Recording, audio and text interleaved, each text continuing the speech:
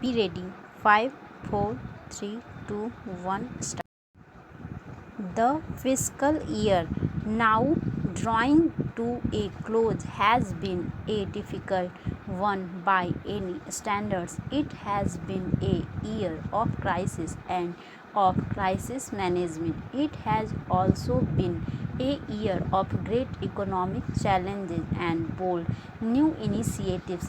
When the new government assumed office 8 months ago, we inherited an economy on the verge of collapse, inflation accelerating rapidly, the balance of payments was in serious trouble, the foreign exchange reserves were barely enough for 2 weeks of imports. Foreign commercial banks had stopped lending to India. Non-resident Indians were withdrawing their deposits. Shortages of foreign exchange had forced a massive import squeeze, which had halted the rapid industrial growth of earlier years and had produced negative growth rates from May 1991 onwards. Our first immediate challenge was to arrest the slide and restore in Asia's credibility, both domestically and in the eyes of the world. To achieve this objective, we had to make immediate measures to avert a default in international payments and also take steps to restore macroeconomic balance in the economy.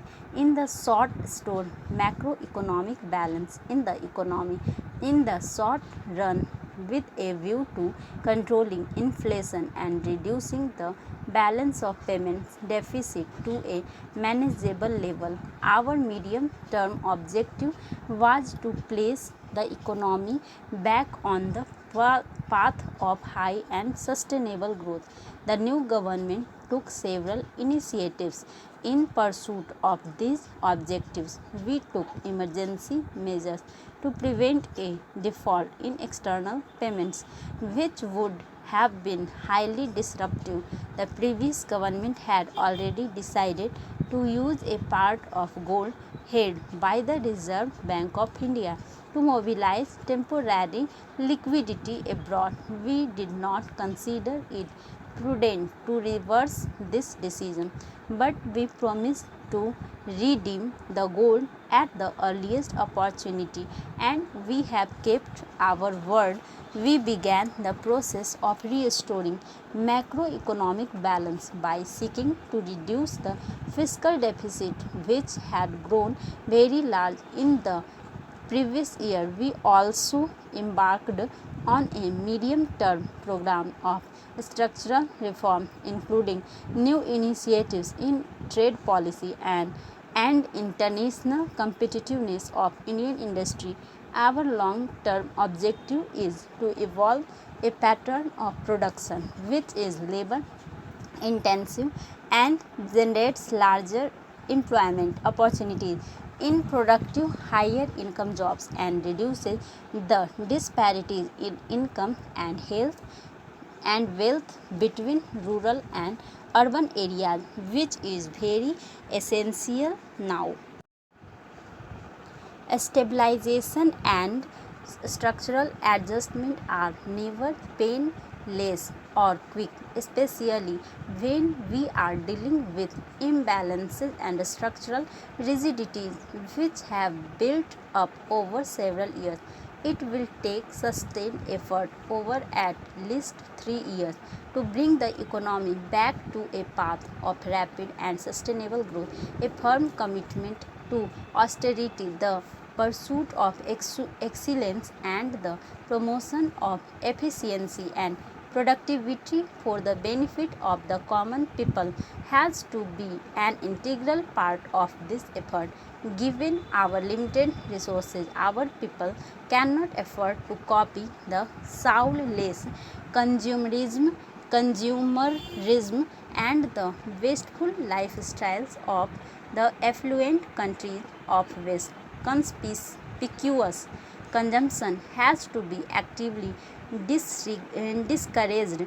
The virtues of thrift have to be emphasized. The owners of wealth, as Gandhiji used to say, must learn to regard themselves as trustees of society. We cannot postpone a structural reform and adjustment, but we must ensure that the burden of adjustment on the poorer and a speaker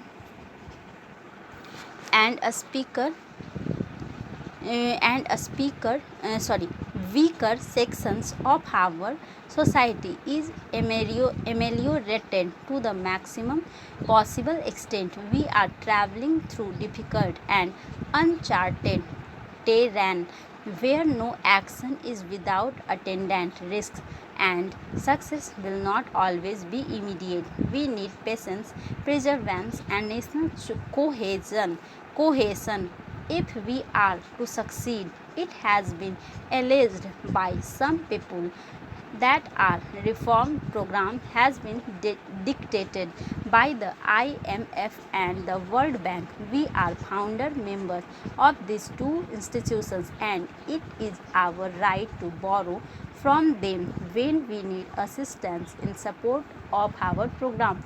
As lenders, they are required to satisfy themselves about our capacity to repay loans, and this is where conditionality comes into the picture. All borrowing countries hold discussions with these institutions on the viability of the program of which assistance is sought. We have also held such discussions.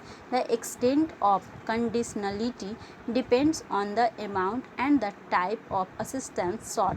However, I wish to state categorically that the conditions we have accepted reflect no more than the implementation of the reform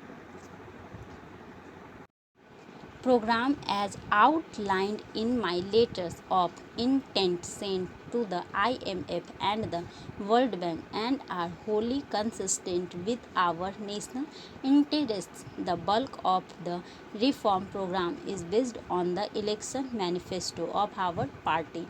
There is no question of the government ever compromising our national interests, not to speak of our sovereignty, although the full fruit of our policies will take time to materialize. I am happy to report to the House that we have made substantial progress even in this short space of 8 months, made restoring India's credibility and pulling the economy back from the slide into financial chaos.